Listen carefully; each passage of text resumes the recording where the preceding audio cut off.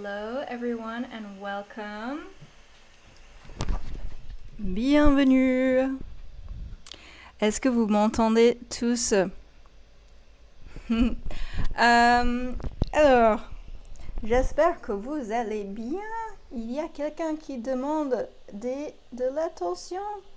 Vous la connaissez, c'est Tara. Et je vous souhaite sinon la bienvenue. Bienvenue, hello everyone and welcome. Welcome Joël, Céline, je vous vois ici. Alors, c'est quoi un live d'échauffement? Eh ben, j'étais gymnaste, mais ça marche, ça fonctionne pour n'importe quel sport. En fait, avant de faire les saltos dans tous les sens, il faut s'étirer, il faut échauffer les muscles. Et c'est ce qu'on fait ce soir pour échauffer notre cerveau et notre bouche pour la semaine prochaine. La semaine de l'anglais où je vous montre le chemin le plus court pour parler anglais avec confiance. Et ce soir, je ne vais pas vous partager une longue liste de mots à mémoriser. C'est d'ailleurs peut-être ce que vous auriez aimé parce que vous êtes habitué à l'idée de mémoriser des listes à l'école. Mais à la place, on va utiliser la langue d'une manière utile. Donc, je vais vous inviter à participer dans le chat ou à haute voix avec moi. Vraiment profiter de cette opportunité de pratiquer avec moi et d'être guidé avec moi. Parce que je vais vous faire des exercices pour vous éclairer sur comment être beaucoup plus à l'aise pour voyager par la suite. Et on fera les premiers pas ensemble. Donc aujourd'hui, je vais vous montrer des phrases utiles pour voyager pour le prochain voyage. Donc j'aimerais que vous réfléchissiez déjà pour commencer, où est-ce que ça va être le prochain voyage? Est-ce que vous avez déjà une destination en tête? Où est-ce que vous aimeriez aller? Et en fait, juste, great, vous gardez tout ça en tête. Et sinon, juste dernier mot là-dessus, on est d'accord, si parler avec confiance, parler anglais avec confiance, c'est quelque chose que vous aimeriez faire la semaine de l'anglais. C'est vraiment pour toi. Je n'arrête pas à en parler parce que c'est là où je partage tout ce qu'il faut, vraiment, vraiment. Donc, il faut être inscrit pour y participer. Le lien d'inscription est en dessous de la vidéo YouTube si besoin. Voilà. Ok. Donc, la meilleure nouvelle, c'est que ici, chez Peasy, on n'est pas là pour mémoriser des mots, comme j'ai dit, juste avec les 10 phrases qu'on va voir juste après. Je vais vous guider dans votre voyage. Donc, vous allez pouvoir vous imaginer ce soir aux endroits que vous venez de mentionner et pouvoir gagner en confiance. Donc, pas de liste à mémoriser. On va essayer de parler à haute voix pour s'entraîner. Le contexte, c'est la clé. Et on va s'amuser. Are you ready? Vous êtes prêts? Vous me mettez ça dans le chat. Super, je suis contente pour vous. Et juste pour clarifier un point important, oui, ce soir, on va voir 10 phrases ensemble qui vont vous aider beaucoup pour vos prochains voyages. Mais sache que le vocabulaire des voyages, ça reste très large. Ça dépend totalement de comment tu voyages, ce que tu fais, etc. Donc, dans tous les cas, en fait, pour être à l'aise pendant les voyages, on est d'accord, il faut être à l'aise pour parler anglais en général, en fait. Travailler les compétences de l'expression orale, la compréhension orale et la compréhension orale. Et pour ça, je vous retrouverai où? À la semaine de l'anglais, vous avez compris. Mais déjà ce soir, je sais que vous allez beaucoup aimer. Donc, let's go! On commence avec notre voyage ensemble in the airport. Donc, tu vas lire, on va lire ensemble et écoutez ce que je dis. Donc, je vais lire ce qui est noté là. Donc, c'est Your gate is 5C in Terminal A and boarding will be at 7:20. Ok. Qu'est-ce qu'on a compris là? Gate, ce serait quoi? Juste avec ce contexte-là, est-ce que même sans connaître des mots, d'ailleurs peut-être que vous connaissez des mots, peut-être pas, juste avec ce contexte, est-ce qu'on peut trouver ce que ça veut dire gate? Et puis boarding. Donc on va voir un exemple juste après et vous n'aurez peut-être même pas besoin d'une traduction. D'ailleurs, l'équivalent de 7:20 p.m. à la française, ce serait quoi? 13h, 15h. Ok. En fait, le PM, c'est pour l'après-midi. Ça va être 19h20, effectivement. Et je vois que vous avez trouvé pour gate.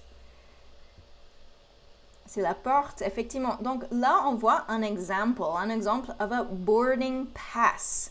Boarding pass, qu'est-ce que ça pourrait être? Et maintenant, donc vous allez éveiller vos cerveaux, votre curiosité, même si vous connaissez, très bien, on va pouvoir travailler sur la prononciation ou autre chose. Sinon, on va utiliser la curiosité, essayer de trouver, vous exposer à l'anglais. On n'est pas là dans le stress, il n'y a pas de souci. Donc, on va essayer, en fait, ce que vous pouvez faire, si ça vous parle là, c'est d'essayer de trouver avec le boarding pass, la boarding pass, on peut dire, qu'on voit ici, de trouver les mots manquants. Donc, your is 15. Qu'est-ce qui est 15 ici sur la carte d'embarquement, sur la boarding pass? Your is 15 in terminal A and will be at p.m. Qu'est-ce que ça pourrait être? Est-ce que vous avez réussi à trouver sur la carte d'embarquement le premier trou? Pour le premier trou, your is 15. Qu'est-ce qui est marqué comme 15? C'est your gate, effectivement.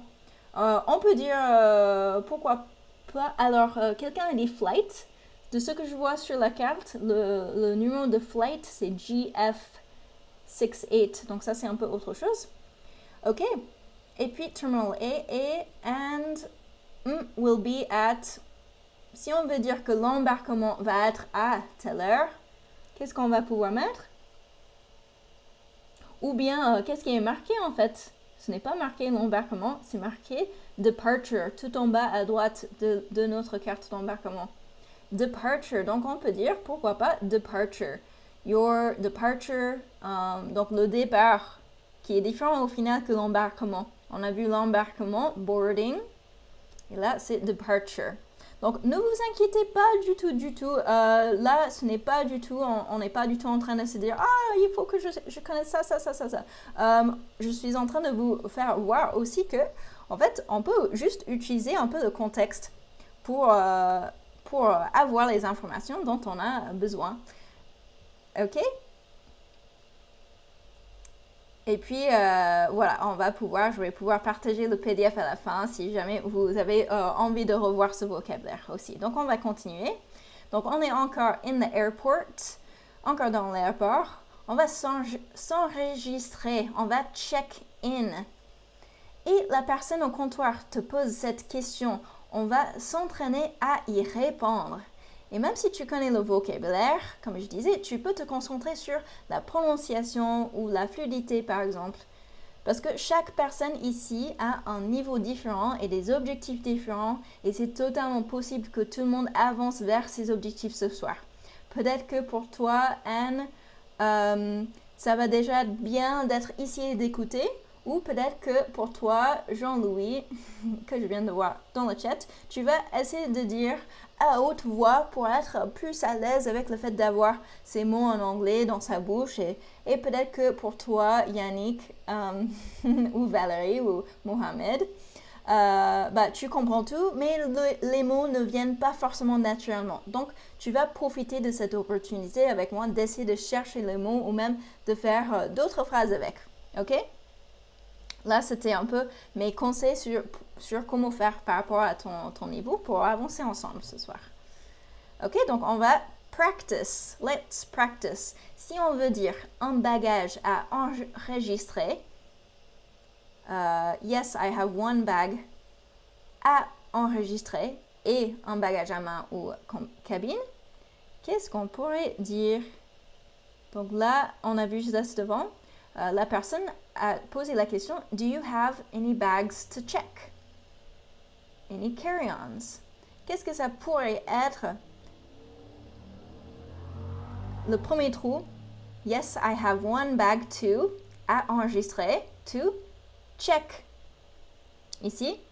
Donc, si tu n'as pas trouvé, c'est pas grave. Maintenant, tu as les réponses et on va pouvoir dire ensemble, vas-y, on en profite, on dit ensemble, yes, I have one bag to check. Je vous ai presque entendu. And one, c'était quoi un bagage à main? One carry-on. One carry-on. Donc oui, dis-le à haute voix, écris-le moi aussi dans le chat.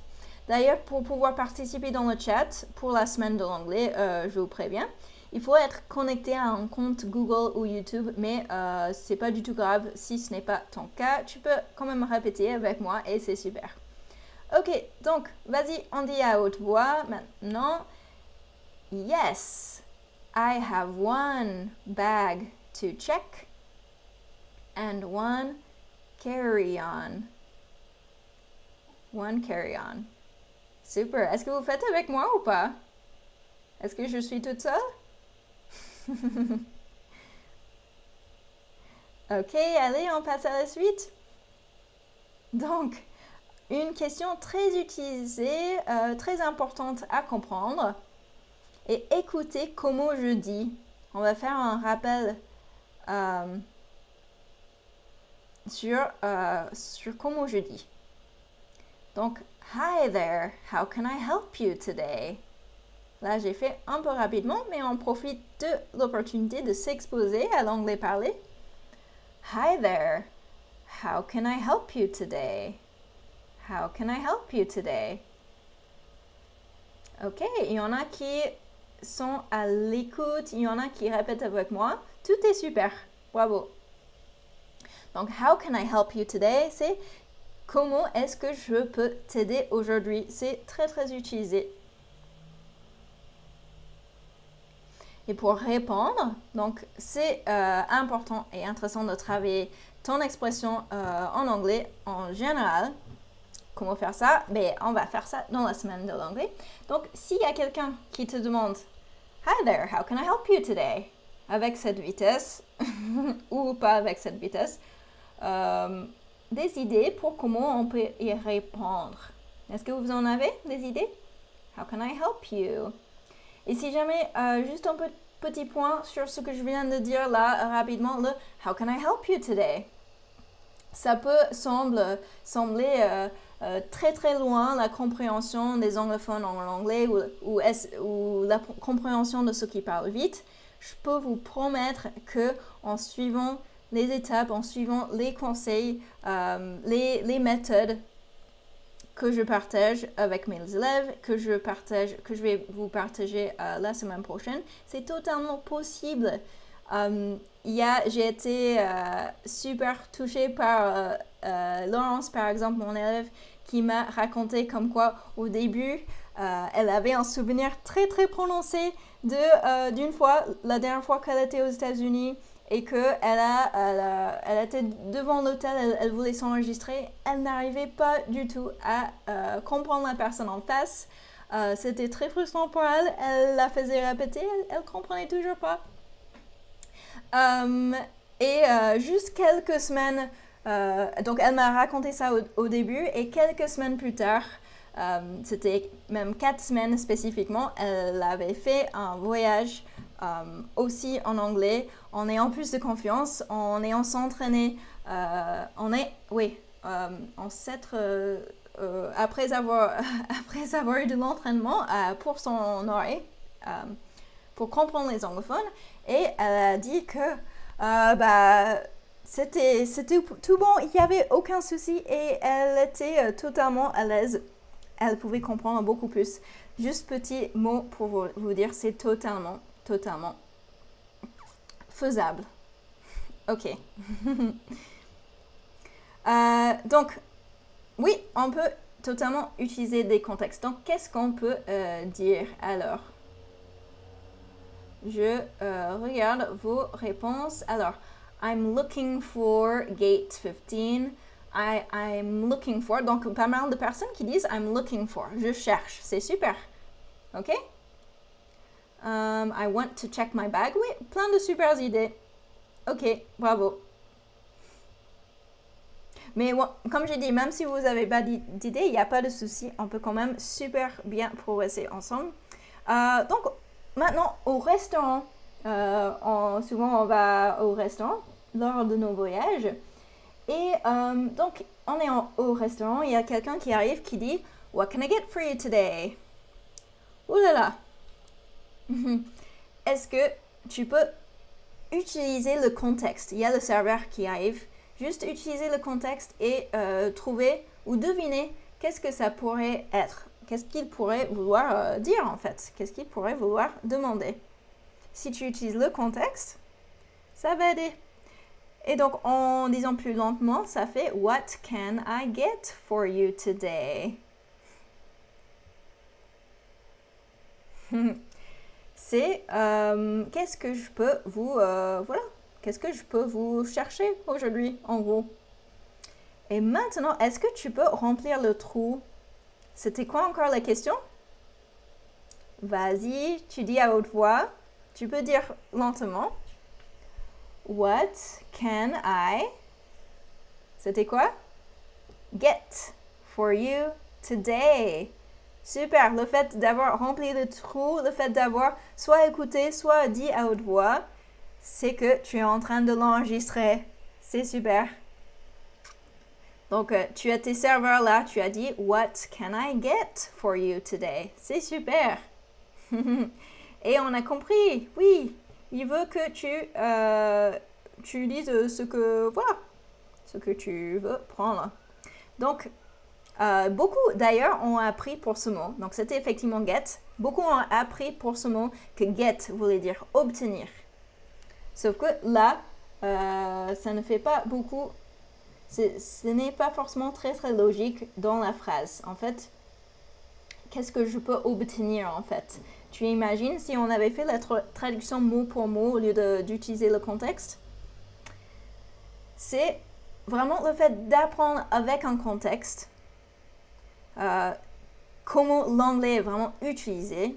C'est comme ça qu'il faut faire. C'est comme ça que pour ça qu'on est différent. Donc, get, obtenir, voilà. On va plutôt utiliser le contexte pour apprendre comment la langue est vraiment utilisée. Voilà, si on avait trouvé traduit mot pour mot, on n'aurait pas trouvé cette question, mais t'inquiète pas, si on est de plus en plus exposé à l'anglais comme il est vraiment utilisé, comme je fais avec mes élèves, ces questions, tu vas les comprendre de plus en plus facilement. Ok? Si ce que je fais avec vous ce soir, en général, pour l'instant, jusqu'à là, so far, si c'est quelque chose que vous appréciez, n'hésitez pas à mettre un petit pouce sur la vidéo pour me montrer que vous appréciez. Ok? On va voir un autre exemple avec ce mot get, justement. Donc, imagine, tu vas ouvrir le frigo. Tu peux te dire I'm getting myself some water. What can I for you? What can I? Donc, est-ce que tu peux trouver des mots pour remplir les trous, faire une phrase? Si c'est que tu veux dire je me sers de l'eau, qu'est-ce que je peux te prendre? Qu'est-ce qu'on peut dire ici? I'm getting myself some water. What can I get for you? What can I get for you? C'est exactement ça. What can I get for you? Donc, le fait de voir ces phrases dans un autre contexte, on l'ancre encore plus. Ok. Donc, what can I get for you today? Ou what can I get you today? Et d'ailleurs, ça peut être contracté à l'oral en disant what can I get you today? Écoutez comment ça fait. What can I get you today? Pour what can I get you today? C'est une contraction qui se passe naturellement à l'oral. Le fait d'être exposé de plus en plus à ça, tu vas pouvoir de plus en plus comprendre naturellement. Ok? Excellent. Et pour y répondre comme tu veux, tu peux répondre vraiment comme tu veux. Pas besoin de faire des phrases de malade. Donc, tu peux vraiment juste dire, par exemple, the vegetarian special, please. Le plat du jour végétarien, s'il vous plaît, par exemple. Ou autre chose. Qu'est-ce qu'on pourrait dire? Donc, allez, on profite de ce moment pour s'entraîner. Si je te pose la question, si je suis serveuse et je te pose la question, what can I get you today? Comment tu vas y répondre? Vas-y, dis-moi. Tu peux dire avec moi, si tu veux, là mon exemple, the vegetarian special, please. Ok, excellent. A salad, water, a cocktail, gluten-free, please. Excellent. Spaghetti. Great examples. Great. Ok. Encore un petit point. Dans les restaurants, un point culturel. Les serveurs, surtout aux États-Unis, mais dans d'autres pays anglophones, ça va être dans la politesse en fait, ils passent plutôt régulièrement, soit pour remplir l'eau, soit pour demander si tout se passe bien. Ça peut, pour certains francophones qui ne sont pas habitués, ça peut être un peu imposant et même embêtant. Voilà, ou énervant, je ne sais pas. Mais en tout cas, dans ces pays-là, c'est culturel, c'est poli de venir demander comment ça se passe. Donc, utilisons ce contexte-là pour essayer de comprendre. Si le serveur passe pour te dire « so far, so good », what do you think? Qu'est-ce que tu penses? Qu'est-ce que ça pourrait être? Oui, c'est ça, tout se passe bien? Jusqu'à là, tout va bien? Vas-y, tu peux répéter avec moi. So far, so good? So far, so good? So far, so good. Et puis, tu peux même y répondre. Tu peux répondre comme tu veux. Yes, thanks. Ou bien, tu peux aussi répondre. Ça peut un peu être comme le ça va, ça va. Jusqu'à là, tout se passe bien? Oui, tout se passe bien. Donc, tu peux même répondre so far, so good. Je te pose la question maintenant pour ce live et vas-y, tu peux me répondre. Tu peux même, voilà, comme j'ai dit, répondre avec la même chose. C'est vraiment quelque chose qui peut être utilisé dans plein de différents contextes. Donc, jusque là pour vous, so far, so good? So far, so good, tout le monde? Vous êtes OK? You're OK. Excellent. All right. Et puis, dernière chose, qui peut être utilisé dans des restaurants, dans des magasins ou ailleurs, ça peut être le anything else. Anything else. Donc, si tu es juste là pour l'écoute, pour t'exposer, pour le plaisir, tu peux te dire, OK, anything else, qu'est-ce que ça pourrait vouloir dire à la fin de la conversation? Donc, anything else, ça va être autre chose, en gros. Et si tu étais au courant de ça et tu voulais être plus à l'aise avec, on peut même s'entraîner avec la prononciation anything else, petit à petit. Anything else? Excellent. Very, very good. OK.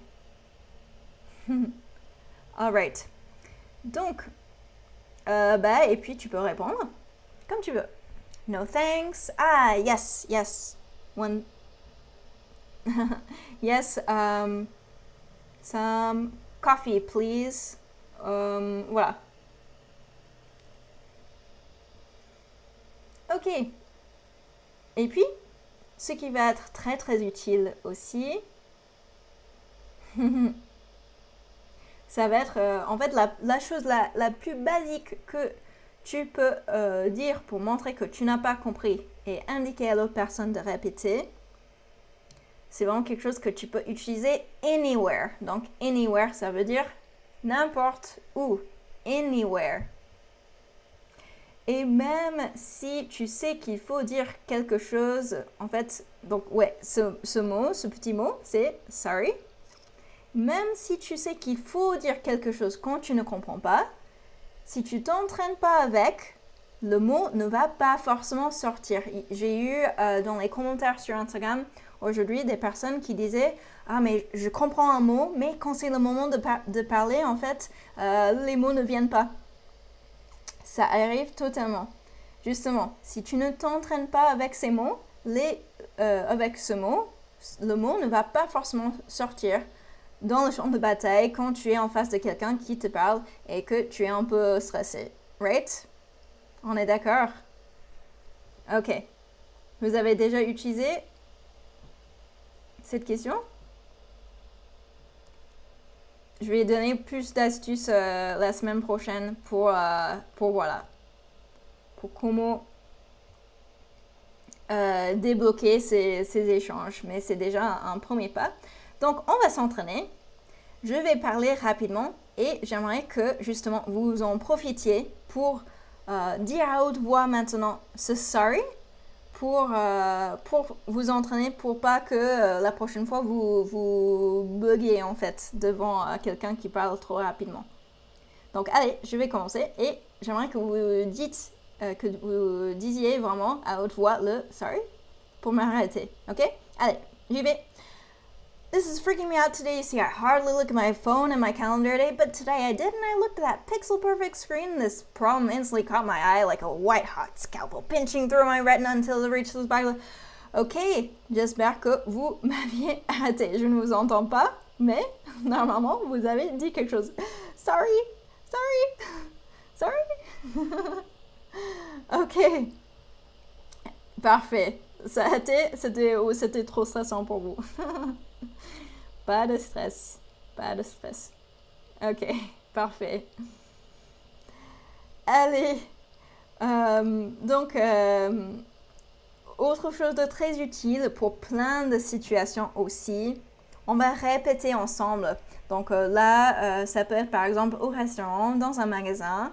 Un magasin en anglais, c'est store d'ailleurs. Restaurant, store, or tourism. Donc, c'est quoi? La question, c'est What would you recommend? Même sans comprendre le début, on a la fin de la question. Pour essayer de deviner ce que ça pourrait vouloir dire, c'est recommend, recommander. Et là, la question, en fait, c'est qu'est-ce que vous recommanderiez? What would you recommend? C'est ça. What would you recommend? Je dis une dernière fois, vous répétez avec moi si vous voulez. What would you recommend? Ah, great. Excellent. Ok. Et donc, on va s'entraîner. Si tu es dans une office de tourisme, quelqu'un te parle de ce qu'il y a à faire à Brooklyn, à New York. Elle dit, There are a lot of things to see in Brooklyn. Il y a beaucoup de choses à voir à Brooklyn. There are a lot of things to see in Brooklyn. À vous pour poser la question. Qu'est-ce que vous me recommanderiez?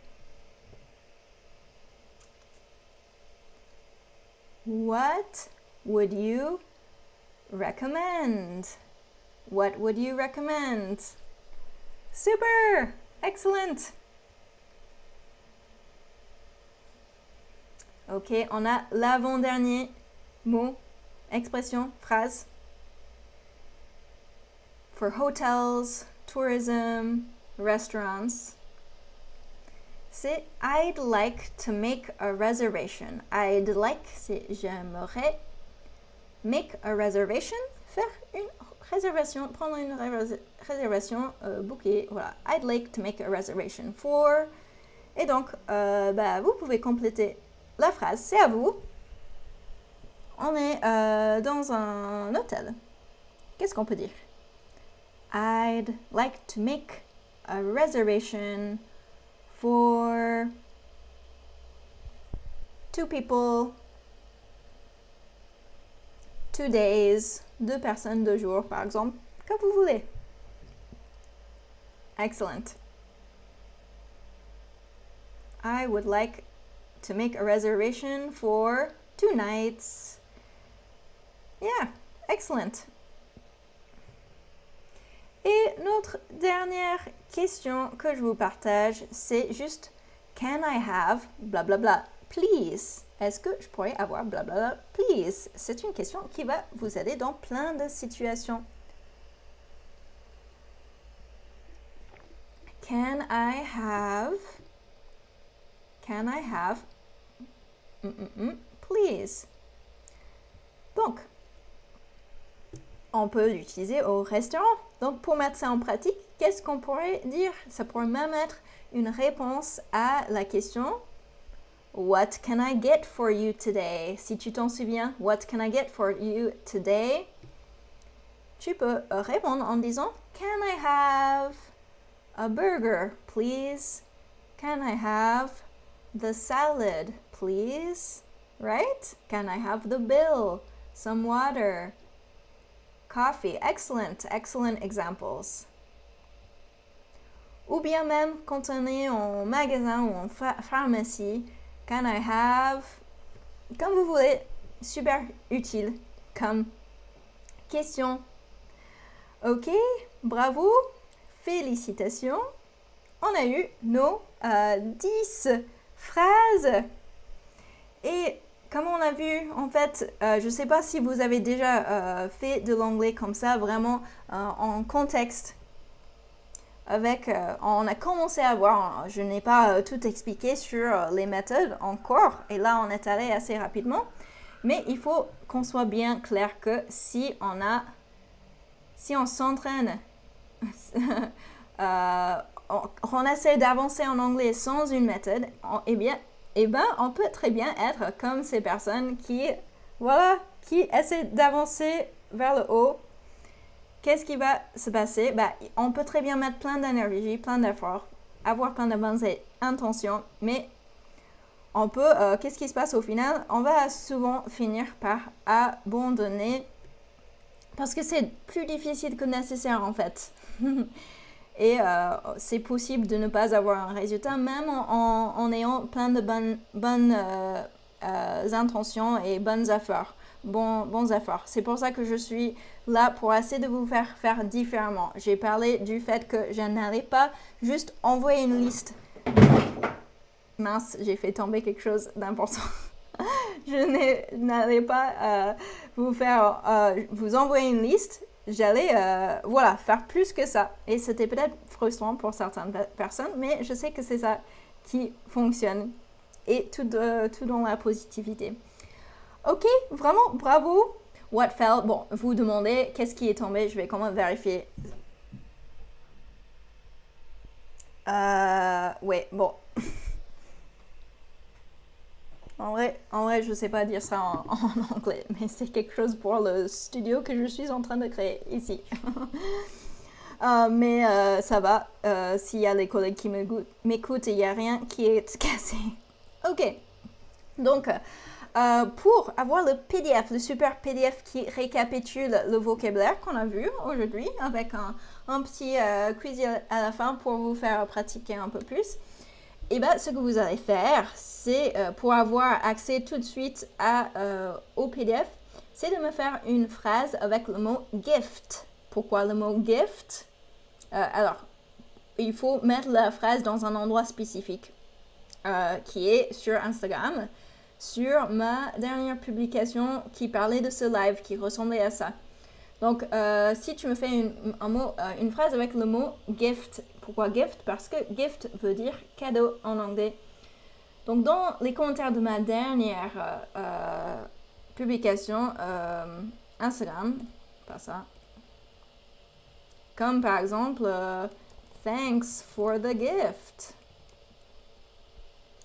I love your lives. Thank you. Je sais pas quoi. Bref. Voilà. Donc, il faut faire cette phrase en dessous, en commentaire de cette publication. Si vous n'avez pas Instagram, c'est juste et que vous êtes inscrite à la semaine de l'anglais, vous allez recevoir le PDF quand même, juste plus tard, ok, dans les groupes WhatsApp.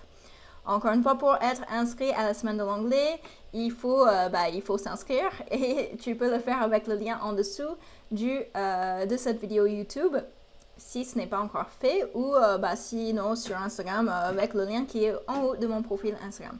Donc, je réponds rapidement à quelques questions entre-temps. Est-ce que vous avez aimé le cours? Vous pouvez taper like, hit the like button. Vous pouvez vous abonner parce que si vous n'êtes pas encore abonné à la chaîne YouTube, partagez avec un ami ou une amie, pourquoi pas. Parce que je partage quand même régulièrement des choses par là. Ok, je suis contente que vous ayez apprécié. Encore une fois, il faut être inscrite pour profiter de tout ce qui va se passer pendant la semaine de l'anglais, donc qui commence lundi. Si tu hésites à s'inscrire, il faut pas, il faut y aller. Et s'il y a des soucis d'inscription, en fait, de moins en moins, on va avoir le temps de vous aider avec ça. Donc, n'hésitez pas. C'est quoi les horaires pour la semaine de l'anglais? C'est pareil que les lives d'échauffement. C'est 20h, 5h France, ok? Quelqu'un m'a demandé, can I offer a gift for you? Oui. Abonnez-vous, partagez, aidez-moi dans mon travail à aider plus de monde. Oh, Anne, you are a gift, Alex. Thank you. That's so nice. Ok, je vais vous laisser. Je suis très contente de vos petits commentaires. Merci beaucoup, c'est très très gentil. Ok? Ok, excellent. See you tomorrow. À demain. Yes, lots of love. Okay, bye. Have a good evening. Passez une bonne soirée. A good evening. Bye. Thank you. Thank you so much. My name is Cindy. I'm 31 and I live at Nantes. I'm a clinical project manager. English is essential in my life, particularly in my job, because every day I use English. Particularly, I write every day in English. To progress in my job, I want to improve my English, to be more fast and to speak better. And speaking, it's my biggest problem. Thanks to this program, I'm more confident. With my boyfriend, we want to go in the work and live in the other country, maybe in England, maybe in Switzerland. It's thanks to the Speak Squad I'm more confident to do this future project. So when I see the program on the Instagram of Alex, I know it's a good solution to improve my English, and I have the click when I see it. I learn English at school, but I'm very shy at school. I'm not comfortable to speak before the Speak Squad. When I would like to speak, I'm very blocked. I can't speak. Before the Speak Squad, I was stuck to this project, our project. So now I want to do it, and I want to live and to work in the other country like France. I know today it's not perfect, but I'm more confident. In conclusion, when I see my 6 last months, I do a lot of progress. I'm more confident in English. I like English now, and I want to continue my progress. When I see the program, I'm seduced by the different way. It's not the scholar way to learn English. It's different when I see the PD Squad program, the lesson, the exercise, the speaking group. I can only be beneficial to do this program. I find the program fantastic because when I see my evolution, as I say, I am more confident and I learn a lot of things during these 6 months. I like the different activity, and each week we have a theme which lessons and exercise. And the exercise on Telegram, it's essential to use the lessons and to use the new word. It's my objective to speak, so with the speaking group, it's a perfect mix of every module. Telegram group, it's a good opportunity to speak with other people and to speak about our life and to share everything. In my squad, there is a good mood. It's excellent to practice and to be more confident to write and to speak to other people. As the speaking squad is finished, I hope to continue to speak with these people because I find a great person in this Telegram group. Yes, I do. I share the program on my Instagram and colleagues and friends. I'm really grateful to Alex and Julia during your speaking group, and it's thanks to the speaking squad I like to English now. This program is different to school program, and I think it's perfect for people who want different way to improve your English. I recommend the speaking squad for other people.